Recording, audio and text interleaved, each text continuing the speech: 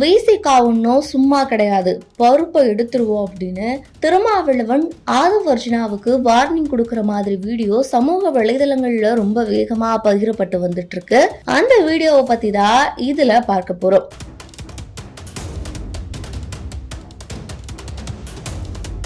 விஜயுடைய தமிழக வெற்றி கழகம் ஆரம்பித்து 1 ஆண்டுகள் நிறைவு செய்து 2வது ஆண்டில் அடியெடுத்து வைத்து ரொம்ப சிறப்பா அவங்களுடைய பணிகளில் ஈடுபட்டு வராங்க. அரசியல் களத்துல ரொம்ப சுறுசுறுப்பாகவும் பணியாற்றிட்டு வராங்க. இந்த கட்சியில தான் ஆதவ் அர்ஜுனா சமீபத்துல இணைந்தாரு. அதாவது விசிகாவில இருந்து வெளியேறி ஆதவ் அர்ஜுனா தமிழக வெற்றி கழகத்துல தேர்தல் பிரச்சார பிரிவு பொதுச் செயலாளரா இணைஞ்சிருக்காரு. இணைந்ததுல இருந்து நிறைய விஷயங்கள்ல ஈடுபட்டு இருக்காங்க. அந்த வகையில தான் தமிழக வெற்றி கழகத்துடைய முதல் பொதுக்குழு கூட்டம் சென்னையில நடைபெற்றிருக்கு. இந்த கூட்டத்துல தாவேகா நிர்வாகிகள் 2000 பேர் வரலுமே பங்கேற்றதா தகவல்கள் எல்லாம் வெளியாகி இருக்கிறது. இந்த கூட்டத்துல திமுக மற்றும் பாஜக அரசுகளை கடுமையா விமர்சித்து பேசியிருந்தாங்க. இந்த நிலையில தான் மேடையில அந்த கட்சி தேர்தல் பிரச்சார பொதுச் செயலாளரான ஆதவ் அர்ஜுனா பேசியிருக்காரு. அங்க பேசும்போது திமுகவை அட்டாக் பண்ணி பேசியிருந்தாரு. அதுல இருக்கக்கூடிய கூட்டணி கட்சிகள் பத்தியும் பேசியிருக்காரு.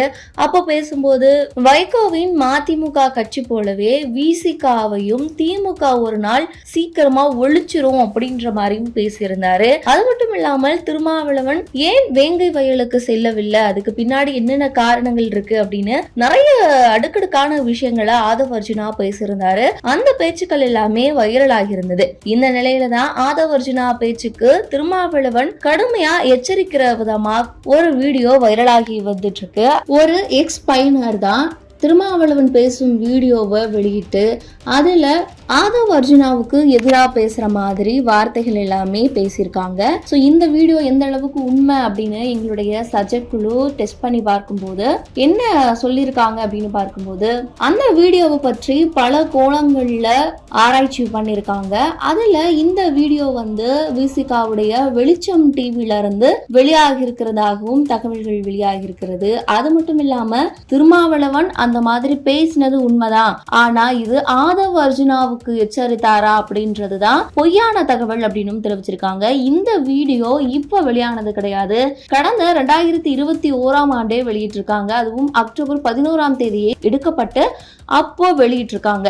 அப்போ அந்த இது எதுக்காக பேசியிருக்காரு அப்படின்னா, ஜாதி ஆணவ படுகொலை செய்யப்பட்டதற்கு நீதி கேட்டு விசிகா சார்பில் கண்டன ஆர்ப்பாட்டம் நடைபெற்றது. இந்த ஆர்ப்பாட்டத்துல தான் திருமாவளவன் பேசியிருக்காரு. பேசின மொத்த வீடியோவும் பதிவிட்டு இருக்காங்க.